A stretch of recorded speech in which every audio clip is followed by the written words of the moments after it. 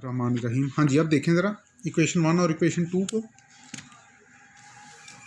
इसका मतलब है अब हमने पहले मीन आयनिक एक्टिविटी की वैल्यू समहाउ जैसे भी हो ये वैल्यू हमने कैलकुलेट करनी है, फिर इस वैल्यू को यहाँ पुट करके एक्टिविटी की वैल्यू फाइंड कर लेनी है। एक्टिविटी इज़ एक्चुअली, ये हमने पहले पढ़ चुके हैं, activity is the product of cationic activity and anionic activity and these activities are raised to exponent that is equal to their number of moles। अब यहाँ पर हमने एक्टिविटी की ये वैल्यू इक्वेशन 1 में पुट कर दी, तो हमारे पास ये इक्वेशन 3 आ गई।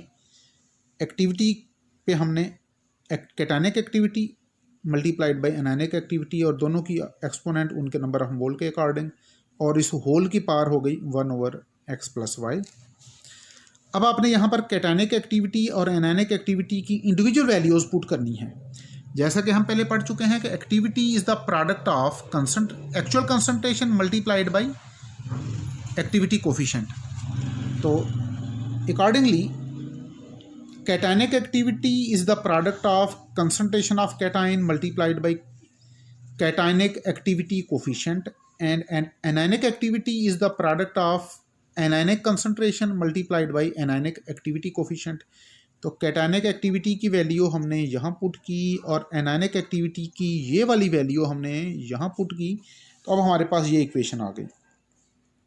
ये कैटायनिक एक्टिविटी की वैल्यू, चूँकि कैटायनिक एक्टिविटी की एक्सपोनेंट x है तो ये C+ और गामा प्लस दोनों की पावर x हो गई, और एनायनिक एक्टिविटी की पावर y है तो हमारे पास C- और गामा माइनस दोनों की पावर y हो गई, और इस होल की power 1/x + y that is already there.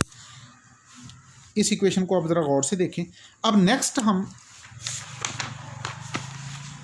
जी अब ये देखें,